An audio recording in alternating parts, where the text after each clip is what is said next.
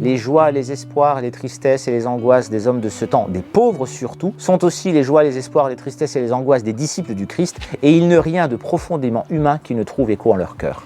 Quand on a cette phrase en tête, la paroisse ne peut pas être refermée sur elle-même.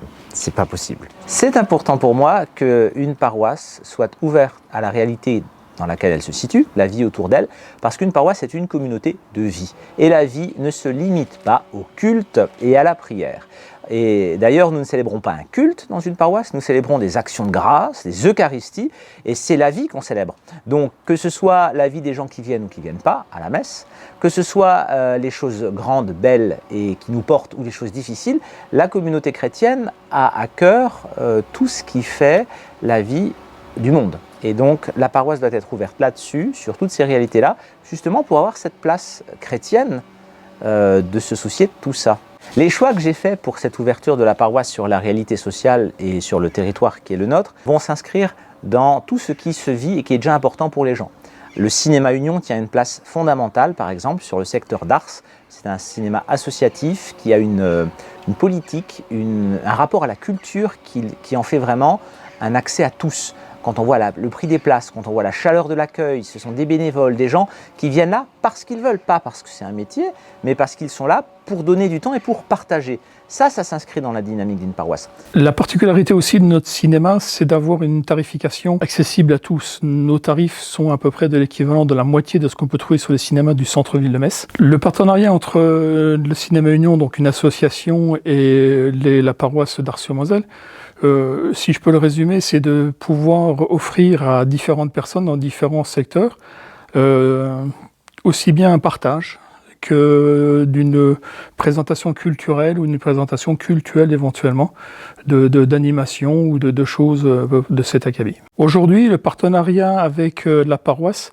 consiste à accueillir au sein de l'église et de mettre à disposition un panneau de façon à ce qu'on puisse afficher nos programmes et faire un peu de la communication, sachant que de temps en temps, en cours d'année, nous avons également des films de thèmes sur la religion qui nous permet d'avoir un partenariat à ce niveau-là. Notre public, c'est un public familial, principalement, qui s'intéresse à des films forcément familiales ou dits de grand public, ou des films de réflexion. Si après on regarde, ici il y a des vignes autour des paroisses, les viticulteurs, ce qu'ils proposent pour une agriculture bio, pour du vin bio, en respectant l'écologie, le climat, le respect, etc., ça rejoint d'autres associations, Torcol, Graines d'Ortie, etc., qui proposent déjà chaque année des marchés, d'échanges de semences, de choses comme ça.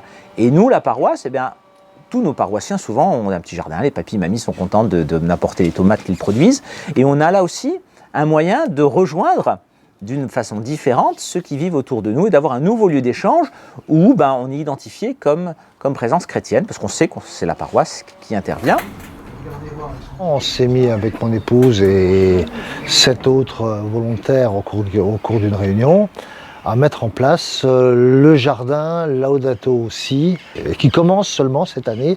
Et donc le but annoncé dès le départ, c'est que les paroisses, pour fleurir leur église, pouvaient venir se servir ici, à défaut d'acheter des fleurs, parce qu'il y a un certain nombre de paroisses qui achètent des fleurs et que ça leur coûte relativement cher. Et donc on va essayer de trouver chaque fois des fleurs adaptées à l'événement religieux qui est dans le calendrier liturgique.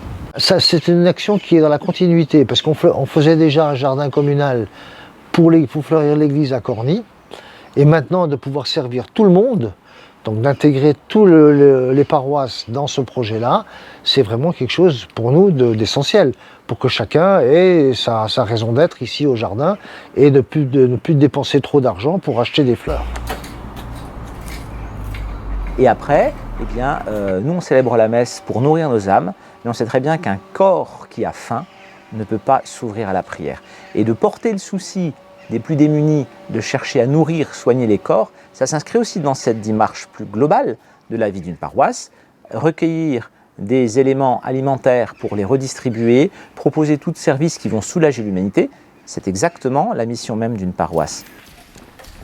Alors, la collecte alimentaire a eu lieu à l'église. Père Cédric a eu cette idée. Il m'a demandé si je voulais bien transporter les vivres qui étaient déposés ici sur la table et dans le coffre, les transporter dans la sacristie pour éviter... Voilà. Donc 2 ou 3 fois par jour, je venais pour vider et transporter. Et, voilà. Et le mardi matin, 2 personnels des Restos du Cœur en voiture venaient chercher ce qui avait été récolté. Et d'ailleurs, le directeur des Restos du Cœur nous a envoyé un courrier à Père Cédric et à Madame Denise pour nous féliciter, pour nous remercier. 1 tonne 200 d'aliments, de produits d'entretien, de produits de toilette, des aliments. C'est quand même beaucoup, hein, c'est quand même quelque chose. Hein. Ça a fait le bonheur de ceux qui n'ont rien et il faut penser à eux. Ne rien jeter, il faut donner. C'est du moins comme ça que j'ai été éduquée. Et ne jette rien, partage. Et si tu as du temps libre, occupe-toi de ceux qui ont besoin de toi. En fait, ça nous renvoie à ce que doit être une paroisse. La Tria Munera, on entend ça souvent, annoncer le Christ, vivre la charité et célébrer la louange de Dieu. Pour reprendre assez brièvement les choses, ça s'inscrit là. Et donc la charité, c'est pas seulement se donner la paix du Christ à la messe quand il n'y a pas de districtions sanitaires qui nous interdisent de le faire, mais c'est vivre l'amour plus largement que la communauté.